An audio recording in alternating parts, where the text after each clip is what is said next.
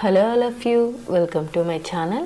ఈరోజు మన టాపిక్ ఏంటి అని అంటే, మనం చూస్తూ ఉన్నాము మధ్యతరగతి వాళ్ళకి అందనంత దూరంకి గోల్డ్ రేట్ అయితే పెరిగిపోతూ ఉంది. అలా అని చెప్పి మనం సైలెంట్గా అలాగే ఉన్నాము అని అంటే మనం ఎప్పటికి కూడా ఒక స్టెప్ ముందుకైతే వేయలేము. కాబట్టి నేను నార్మల్గా కొన్ని ఇయర్స్ నుంచి ఫాలో అవుతున్న కొన్ని మెథడ్స్ అయితే డిస్క్రిప్షన్లో ఇచ్చున్నానండి. ఎలా గోల్డ్ కొనుక్కోవచ్చు ఒకసారి చెక్ చేయండి. ఇక్కడ గమనించినట్లయితే వీడియోలో నేను మంత్లీ సేవ్ చేసిన అమౌంట్ అండి. నేను ఎవ్రీ మంత్ కొంచెం అమౌంట్, ప్రతి విషయంలో నుంచి కూడా కొంచెం అమౌంట్ని గోల్డ్ కోసం అయితే పక్కన పెడుతూ ఉంటాను. అది ఎంత శాలరీ మనకు వస్తుంది అనే దాని మీద డిపెండ్ అయి ఉండదండి. మనం ఖర్చులు ఎంత తగ్గించుకొని మనము సేవింగ్ చేసుకుంటున్నాము అనే దాని మీద డిపెండ్ అయి ఉంటుంది.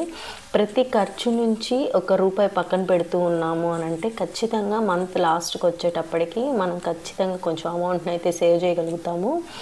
ఇక్కడ మీరు 200 నోట్స్ చూసినట్లయితే అవన్నీ చాలా చిన్న చిన్న విషయాల్లో నేను సేవ్ చేసిన అమౌంట్ అది.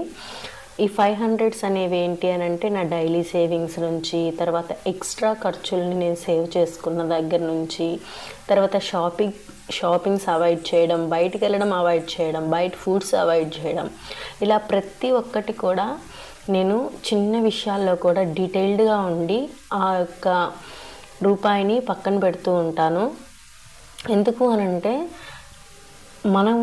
మనకు అవసరాలకి ఆదుకునేది గోల్డ్, ప్లస్ అలంకరణకి మాత్రమే కాదు, మన అవసరాలను ఆదుకుంటుంది. నెక్స్ట్ మనకు ఒక భరోసాగా మిగులుతుంది. మన ఖర్చులు తగ్గించుకోవడం వల్ల మన దగ్గరే ₹1 మిగులుదలగా ఉంటుంది. మన అవసరానికి ఇంకొకరి దగ్గర చేచాల్సిన అవసరం లేదు. అలా కాకుండా మన దగ్గర ఉన్నప్పుడు విచ్చలవిడిగా ఖర్చు పెట్టేసుకొని లేనప్పుడు బాధపడడం కంటే మనకున్న దాంట్లోనే సర్దుకొని బతకాలి అన్న పాలసీతో నేను ముందుకెళ్తూ ఉంటాను.